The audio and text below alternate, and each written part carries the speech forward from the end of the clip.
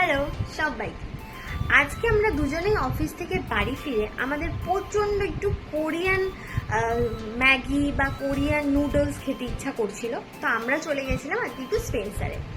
ওখান থেকে আমরা নিয়েছি একদম হট স্পাইসি কোরিয়ান নুডলস। তো আজকে ওই রেসিপিটা আমি তোমাদের সাথে শেয়ার করব, তোমরা সাথে থাকো আর দেখতে থাকো।